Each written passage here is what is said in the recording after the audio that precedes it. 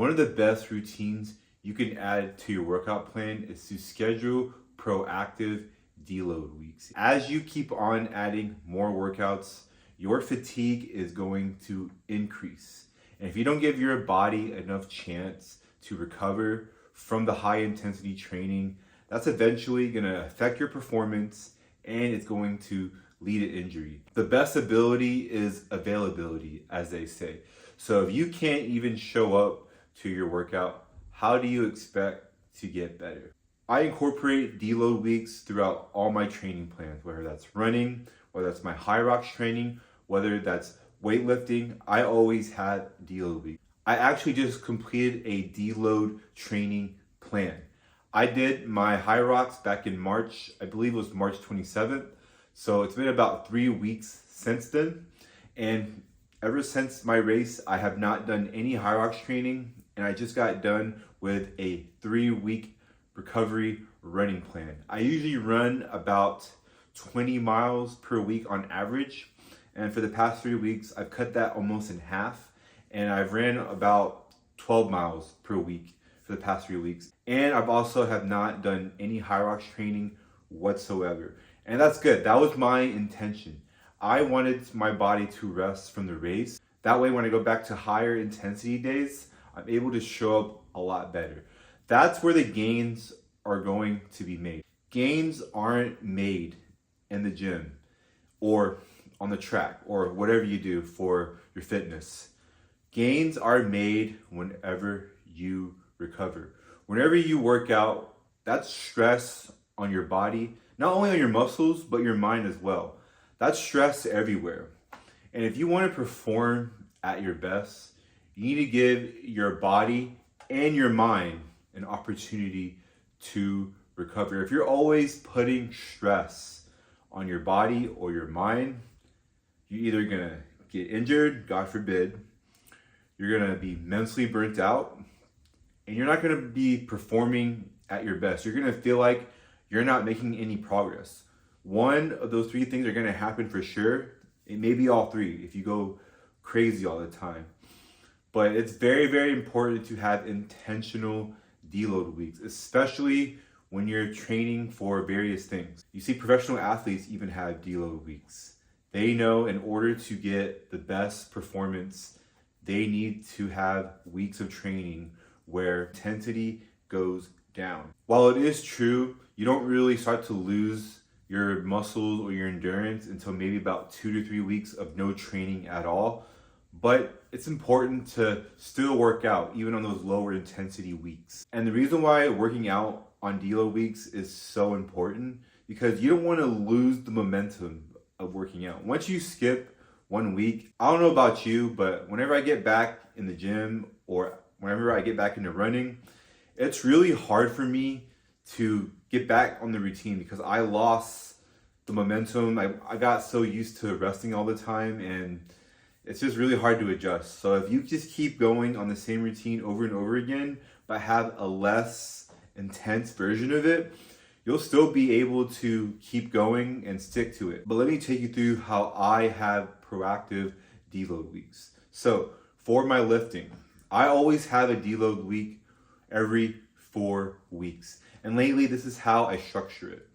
So right now, on my workouts, on my regular workouts where I have higher intensity, I do about 3 to 4 sets per workout. And I usually keep about 1 to 2 reps in reserve or even go to failure, 0 to 1 reps in reserve. But on my deload weeks, in terms of my lifts, I always do no more than 2 sets per week. And my reps in reserve are 3 to 4. So the best approach I would take in terms of lifting in the gym, I would take away a set as like the minimal thing if you want to do a deload week, and then drop the weight. Drop the weight to where you feel like you have 2 to 3 reps in reserve. I like to do 3 to 4 personally, but you can do 2 to 3 if you're always going to failure. And take advantage of your deload weeks. Use that as an opportunity to get better at your technique. Because you're lifting lighter, you have more energy to pay attention to where that stretch is in the muscle, or how can you optimize moving it in a way where you feel it more. So that's why I love deload weeks, not only for recovery, but I like to see them as technique weeks as well. That way, not only am I more recovered, I have more information and better intentions going whenever my intensity increases on my plan. And I can lift even heavier in the gym. So that's how my lifting looks like in terms of my deload weeks. For my running, like I said, I went on a 3-week recovery plan where I basically cut my running volume in half.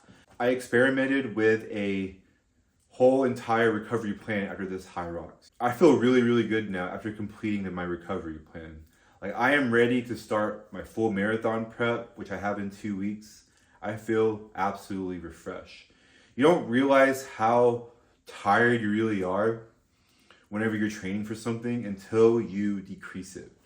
That was the biggest lesson I learned after completing an entire recovery plan for 3 whole weeks. So if you haven't had a deload week that's more than a week and you're coming from a race, I encourage you to try a whole week of deload. And I promise you, you'll feel a lot better. So coming off of a race, I would essentially cut your volume in half for 3 to 4 weeks. After going through that type of plan myself, I highly recommend it. I feel so refreshed. For running, this is how I would structure a deload week. This is what you want to do. So for your longest run, cut that in half. So if your longest run for the week is 10 miles, I would only do 5 miles as your longest run.